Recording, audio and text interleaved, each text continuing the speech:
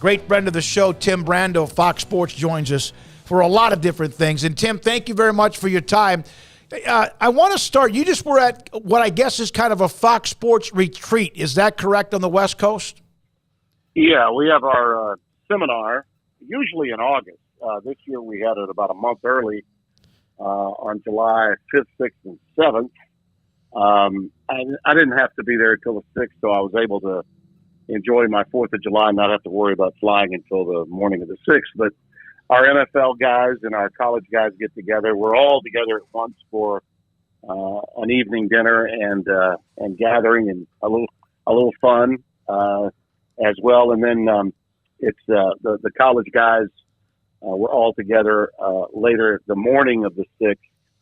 The morning of the 7th after the NFL guys had gotten together on the morning of the 6th. So, I was able to sandwich in a little golf. Yep. At Trump National at Rancho Palos Verdes, and it was a quick trip, probably there about 36 hours and in and out. But it's always fun to get together and see all the guys that you work with and the Fox family, so to speak. And it was informative too, because there are always some guests, some people that show up. This is the 30th anniversary of Fox Sports Television. It was created in 1994. Fox is football. It was created for football as a network in 1994. And when Rupert Murdoch purchased it and got the NFL's NFC package away from CBS, it was major news. Certainly had a ripple effect in my life, because it created some job openings at CBS, because just about all the announcers, starting with Summerall and Madden, but beyond that, Dick Stockton left, and Matt Millen left, and obviously Bradshaw left the NFL today. So it created some opportunities at CBS that I was able to take advantage of when I went to work there in 1996. So that was part of it from the football standpoint. And for us on the college side, we've built, since the NFL was on Fox, we've been able to build an entire sports division, which has enabled, from a college football standpoint, Fox to become really the number one contender to ESPN's throne for owning college football. And we're still, working our way up for sure, but I think we are the one network entity that is a threat. I'll put it that way, a threat to ESPN's control of college football. We're certainly gaining rights and adding more to our portfolio since I started there in 2014. We did not have the Big Ten at that time. We were doing Pac-12 and Big 12. Now we've added the Big Ten. Of course, the Mountain West is on late in the West Coast as well. And I don't think there's any question that most media pundits, most published reports when discussing the CFP, prominently mention Fox and ESPN as the two major suitors for that new contract when it is negotiated in the next year. Tim, the Pac-12 has now gone a year in their media rights negotiation, and at least from the outside look, again, looks like there's no end in sight. George Kliavkoff has about 11 days before he has to go up and face all of the media that cover him on a regular basis and answer what will be the first question, I'm sure, is what's going on with the media rights. Do you think he will have an actual answer for them in 11 days? Yeah, I hope for his sake he does, and I hope for the Pac-12's sake he does. But yeah, it's been you cannot look at and survey the landscape and look back at those that follow the business of college sports for a long period of time and not notice some of the rather public gaffes that have been made by some of the presidents of Pac-12 institutions when discussing when they thought all this would be wrapped up. Notably, the Arizona president, I think, probably was most annoyed, and and maybe the guy that most annoyed the Pac-12 commissioner when he said what he did about it being wrapped up by such and such a date, and that was months ago. So you look at the timetable, and for George Kliavkoff's purposes, they really need something to happen between now and those media days. He needs to have a story to tell, and not one of, hey, just wait, be patient. It's too late to be patient. These presidents of these universities are going to want to have answers because they don't have their nut covered financially for their athletic departments if they don't have a college football deal in place for next season. This is the last year of the deal. So you can bet that those schools that already have the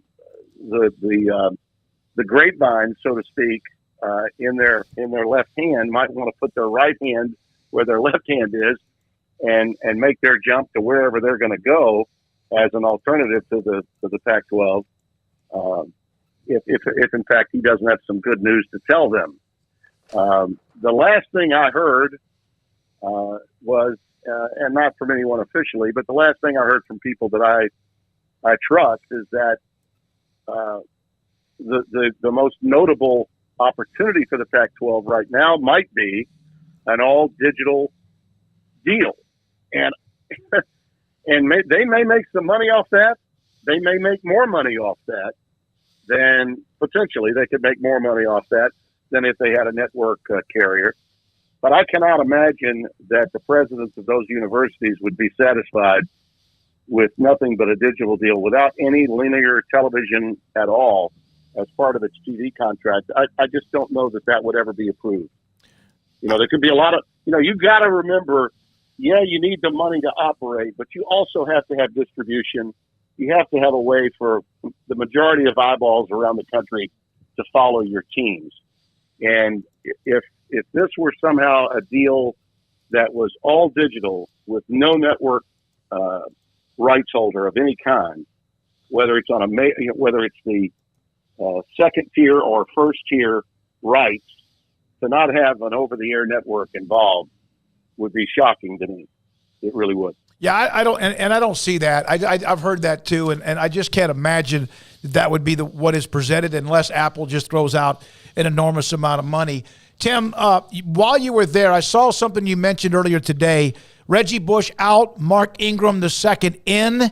Your thoughts about him and the fact that you've obviously covered him, you knew him, Alabama, Saints, and the fact he's taking over that role. Well, listen, I like Reggie. I did. I covered both of them as New Orleans Saints players. Reggie, when he came in as a first-round pick and was part of the birth of the Saints and that incredible 2006 season when they went all the way to the NFC Finals and lost to the Bears. And then, of course, just a few years later, it only took 3 years for Sean Payton to get a world championship with Drew Brees and company. But I also got to know after I followed him at Alabama, and he won the Heisman in 2009. I'll never forget when Mark came up to CBS for the Heisman along with the other finalists and visited with Spencer Tillman and myself. He is an outgoing personality, very much like Reggie in that sense. And he's eager and the ultimate team guy. And I think that's probably what has gotten so many people excited at Fox about having Mark Ingram come in. Yeah, he's a big name. He's also a Heisman Trophy winner. And he's a guy that I think will bring a very curious audience from the South, too. That's another factor, that he's an Alabama guy. And he was excited, very excited at the seminar. I got a chance to visit with him, and he's a little bit like a sponge. He was in Spencer's ear. He was in my ear. Hey, fellas, watch me. Tell me what I need to do. I'm open for any tips along the way that you could possibly give me, because I'm new at this. But if you watched him during his NFL playing days, whenever he was interviewed, he was always enjoyable.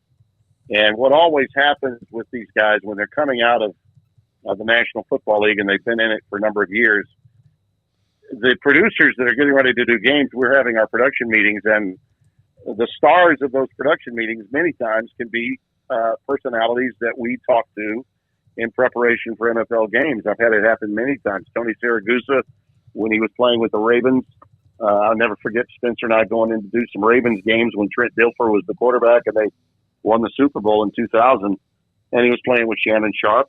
Guys like that get noticed there, and then producers go back, tell the executives who they think might be worthy of an audition. That certainly was the case with him, and he talked a little bit about that, as did our bosses when he was introduced to all of us at our gathering that Friday night. So Thursday night, I think it was. So he's going to be fantastic. As for Reggie, I'm not privy to what happened or why they could not come to terms, but Reggie certainly, alongside Matt Leinart, I thought Big Noon is sort of where it is today because of the flair with which they have when they go on a college campus, and Reggie attracted a lot of eyeballs. I think Mark Ingram will do the same, and I know Matt and Rob Stone, our host, they're excited about it, as is Urban, about having Mark Ingram. So I think he'll be a hit. I do. Tim, I mean, and I know that you haven't been at ESPN in quite a long time, but last week was a really difficult week for the entire company, and who knows what the end in sight is when they figure that out. But what are your thoughts on, and it's going on around the industry, about layoffs and everything that's happening in the sports media business as it tries to reshape itself for whatever the future is? All right. I know Smoak was alive when I was doing Game Day on ESPN. I was. No. Yeah, you were alive. I was. I was too. Yeah. So Oh, wait, Catalina, how old are you now? I'm 43. All right, by a smidge, you made it. Yeah. You made the cut. I remember. Yeah, a lot's changed in the time since I was there, or AKA the dinosaur era of ESPN as a company. But I've still got a lot of friends there. Some of the highest-ranking members of their management are guys that were production assistants when I was there. Norby Williamson was a PA. He was a production assistant for SportsCenter when John Saunders and I were working together, and he's the big cheese, really. I mean, in terms of the talent, the people that are going to be on the shows from a production standpoint, both in studio and in the booth, on the air for both college football and the NFL. And I've known Norby a long time.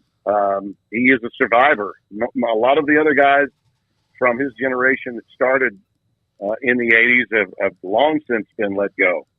Most of them in that last big purge they had in 2013 were let go when they got into their mid to late 50s. So Norby's right around my age, maybe a little bit younger, but not much younger. And I know it's hard for him, especially with people that he worked with, may have worked alongside in management, and certainly from a talent standpoint, some of the guys that, he grew up in the business and at that place looking up to, including Chris Berman, who I'm sure one of the reasons Boomer is still doing that show on their digital side with, used to be with Tom Jackson. I think he's doing it with Booger McFarland now. He's a dear friend and someone I've mentored. I'm sure the reason Chris is still doing that is because Norby wants him to do it. But what happens there and what happens in our industry and other places does have an effect on the entire industry of sports television. ESPN is still the behemoth that's got the greatest volume, the most personnel, and the greatest investment in a lot of different live sports.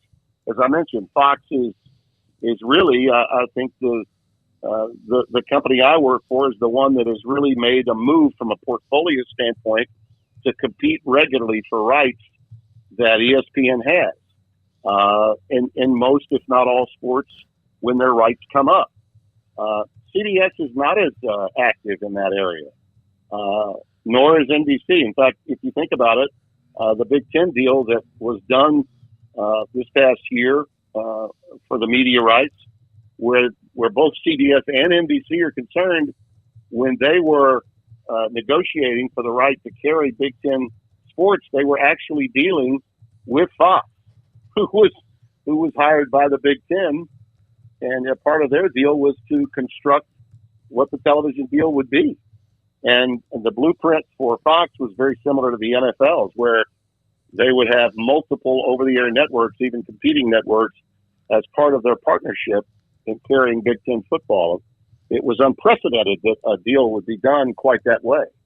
So the impact of what's happened at Fox has really been felt, and I think, as I mentioned before, it'll be felt even further when the new CFP is being negotiated. But when it happens, something like that happens at ESPN, and it affects that many jobs and that many people, it reverberates throughout the industry, and it is not good news for anybody in the business, because fewer jobs are going to be available, and for those people that are being let go, that are hoping to find work elsewhere, there aren't many jobs at other places that fit the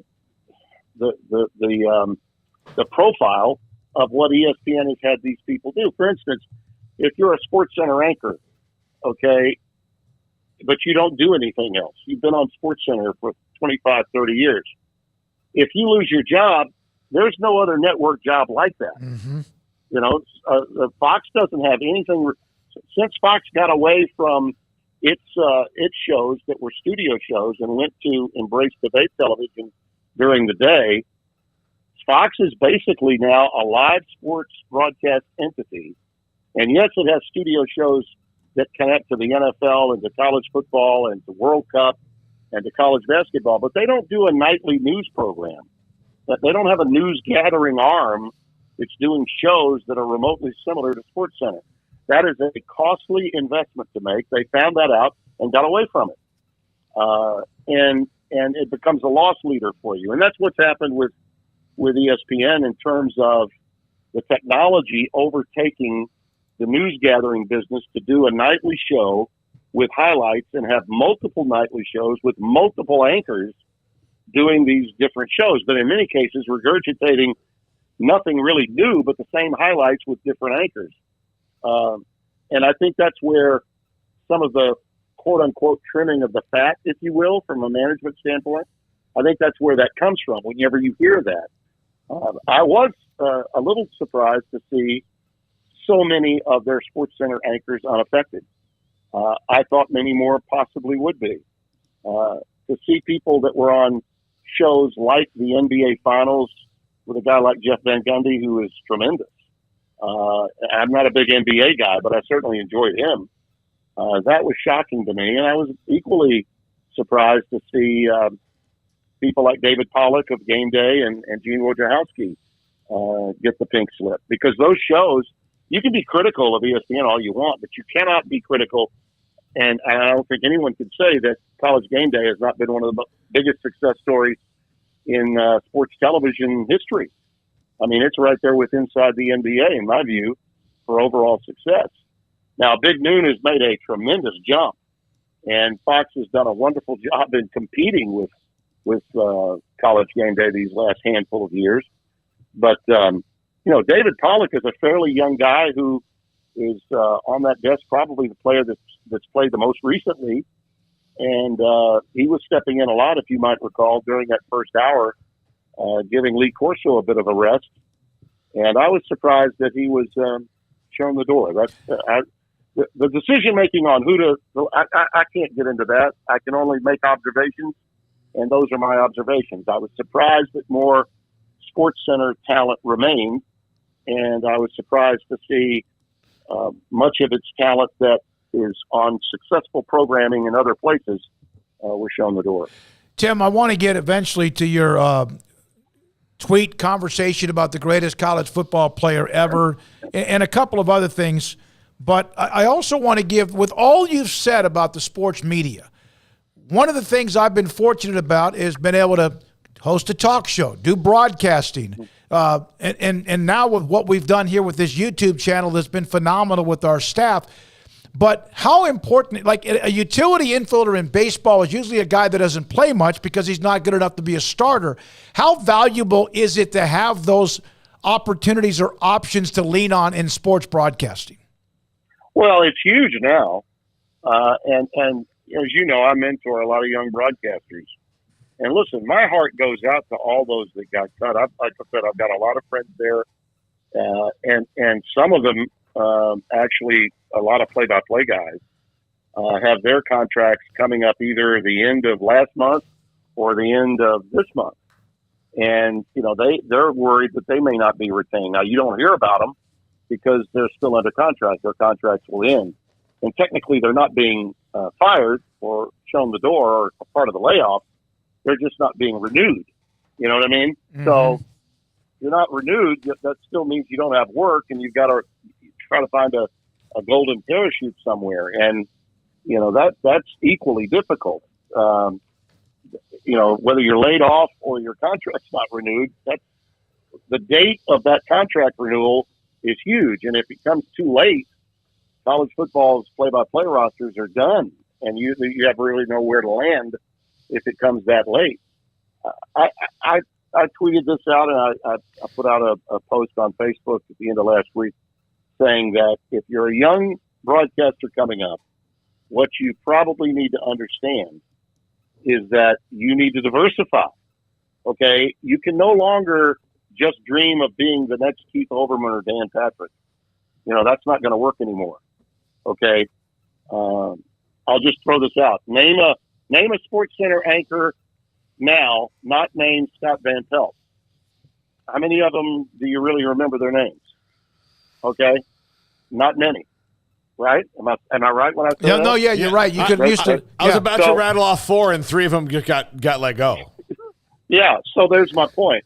The kids, a whole generation grew up wanting to be a SportsCenter anchor. That's what they thought a real sports broadcaster was. Now, I didn't grow up that way. I didn't even want to do SportsCenter when I got to ESPN. I wanted to do college football, college basketball, play-by-play. Now, it just so happened that I could do the studio, and for a number of years, I did it really well. And thankfully, I could do both. And I could do both at a fairly high level. And it enabled me to bring value in as many places as possible, which I think helped me hang around for a while. Long-lasting careers generally happen to those that are versatile, resourceful, and have vision. And that vision sometimes is to understand what direction the industry is going in. And the industry is going away from the teleprompter reading sports news journalist who's going to show you how to do a really kind of cute highlight that's well written. Okay, those days are gone because people are getting their highlights and their scores from their phones. They're getting it digitally. They're getting it off of The Athletic or from Outkick or from Sikkim 365. They're getting it from other places, fellas. So when you go on the air and you're not delivering anything breaking, there's no real news. Fans would tune in to watch John Saunders and me in 1987 or 1988 because we were going to have, results from the pay-per-view fight between Mike Tyson and whoever he was fighting on a given night, or the highlights from the basketball games that had been on that people didn't have time to watch in the Big East, the Big 12, the SEC, or the ACC. Those days are gone. So you got to be able to do more things. Classic example, you guys saw that Susie Colbert was one of the big names that was let go. Well, Susie's had a remarkable career, but she's been around for a while, and she basically was doing the Monday Night Countdown show, and that was it. Well, there's another young talent there, very talented young lady, Laura Rutledge, who's working every day. Mm-hmm. Every day. So the more reps you can deliver, the more content you're part of, okay, the more at-bats, so to speak, we could say. If you're getting more at-bats, meaning on-screen, on-air reps, the more value you bring to the company. And the greater the chance you're going to hang around, whether it's with college, whether it's with the pros. Laura's there doing NFL shows on a daily basis, and then on Saturday she's off to wherever the SEC Nation show is going to be on the SEC network doing that because she's equally adept at handling that.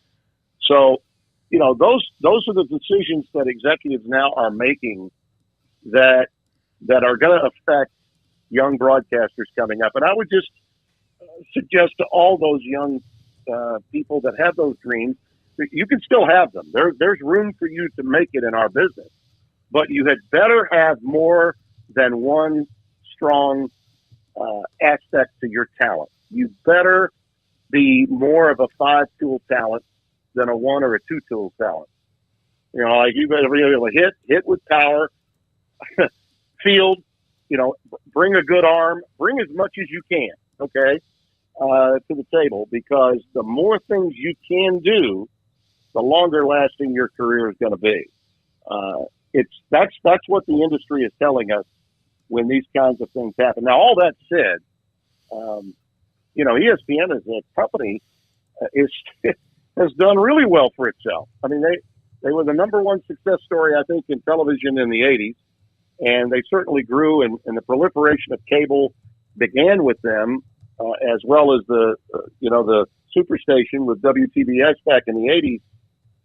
You look at what's happening now and the cord cutting that's taking place. Maybe the mistake that might have been made was the investment into the digital side, because so much money has been put in there and it's been draining a lot of these media companies. And that's one of the things I love about working at Fox. Fox is an over-the-air network station that cares about what? Football, and lots of it. And when not football, college football. And when not college football, we got the All-Star game tomorrow night, another big event. And, oh, by the way, World Cup and Women's World Cup.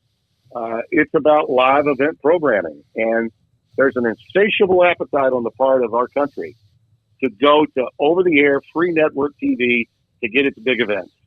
And the people that run that company understood that. And, they're not concerned terribly about how their nighttime lineups are going to fare. They don't produce. I remember the jokes about Fox and The Simpsons and all that in the beginning. They don't even worry about that anymore. Let's just find another sporting event to put on, because that's what the viewer habits in America are. If the two things that are driving audiences now in television are sports and politics. And because of that, cable news is still hot, and live over-the-air sporting events is still very hot. And the most watched shows in television are, generally speaking, going to be sporting events. And the more of them that you can do, the more of them that you know how to do, the better the opportunities you're going to have as your career moves forward. Tim, I know we're up against the clock, but you were asked by somebody about who was the greatest college football player you ever saw. Yeah. To me, and the question was modern era, too. Right. In other words, it was defined at post-1970. So we're going to draw the line at 53 years ago. If we wanted to encompass the 60s, and we just wanted to talk about college football in my lifetime, and maybe yours, David, I would say the most impactful college football player of my lifetime was Roger Staubach, when he was at Navy. Now, a lot of people forget, because he was Captain America with the Dallas Cowboys, they forget how impactful he was in the 60s. I mean, he's the last from a military academy player to win a Heisman. And he may be the last. That may last into infinity. Okay, I mean, it could. He could be the last ever. But this was from 1970 forward, and with that in mind, I went with Herschel Walker, and I did because of the combination of speed and power and influence and impact that he had on the way the game was played. Now, there were derivatives of him, okay? Power backs of that generation that were running the eye, like George Rogers, who actually won the Heisman the following year. George, and I'll never forget, George won the Heisman when Herschel was a sophomore. And, of course, that particular time, it was Herschel that was on his way to taking the Bulldogs to their only national championship until they've gotten the last two in back-to-back years. But George won it and went to the Saints in 81. Herschel, when he won it in 80, played against George, and I'll never forget watching that game. And we were just waiting for the big runs that we were going to have. And Herschel had his fair share as well. And I'm somewhat partial to Herschel because I saw him at the USFL level when Donald Trump paid for him to come to the Generals, and he left Georgia after his junior year. He's the first player to do that. People forget that he was the first player to actually only have 3 years in and go. And the NFL wasn't taking them then, but he went to the Generals after 3 years at Georgia and broke the all-time rushing record. And I got to call that play when he went 55 yards against the Jacksonville Bulls in June of 1985. And that was a thrill for me. I saw him with my own eyes. And I also saw him with my own eyes running the anchor leg on the 4x100 national championship team at Georgia in track and field. And that was at LSU. He was running with the likes of Mel Latney on his team down at Bernie Moore Track Stadium. And I saw that with my own eyes as a young broadcaster in Baton Rouge. No one combined speed and power and changed the game. Now, look, Bo Jackson came along. Everybody's got a favorite. I know that. And a lot of fans in your part of the world will mention, well, wait a minute. What about Earl Campbell? Yeah. Earl came before, yes. And Earl was a great player, yes. But he did not combine the combination of both the power and the speed to break away like a sprinter, okay, as did Herschel Walker. He had both. He could run you over and he could run by you. And that, to me, is what set him apart. Fans can have fun with that all they want. I realize not everybody's going to agree with me, and that's fine.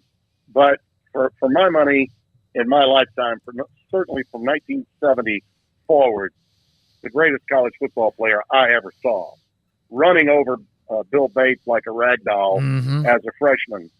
That is a play that will, and we all know how tough Bill Bates is. Or was, and Herschel did that. My God, he's a freshman. Larry Munson, I'll never forget that call. And nobody knew how good he was going to be. Even Vince Dooley didn't. And of course, Vince named his black Doberman after asking permission. He named him Herschel at home for his family. And Herschel was very proud to have Vince do that. But that's my guy. I'm going to go with Herschel Walker. And I didn't get a lot of pushback. I just had a lot of fans from other places saying, sure. Well, what about Bo Jackson? What about Earl? What about, and honestly, the guy that I think gets overlooked a lot as all-time great running back, fellas, if you were growing up when we were, O.J. Simpson was the goods. I mean, until I think O.J. made that position, the eye back in that generation, he made it the biggest of deals. I mean, he really, really did.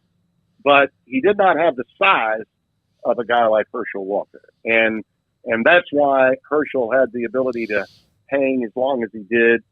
And you never saw him run over people, O.J. did, but he got away from people, Herschel was the Jim Brown of this generation, put it that way. Yeah, there's a few that when Earl in college had, and we have to break here, but Earl in college had size and speed. Bo Jackson did and Herschel did. You would not go wrong with any of them. But when someone says, what's your all-time favorite or the best, that doesn't mean 5. It means 1. You could go on forever. 1. It means 1, so you gotta cut it off at that. So, hey, Tim, can't wait to talk to you more as we hit college football season. And even before that, thank you so much, as always, for your time with us.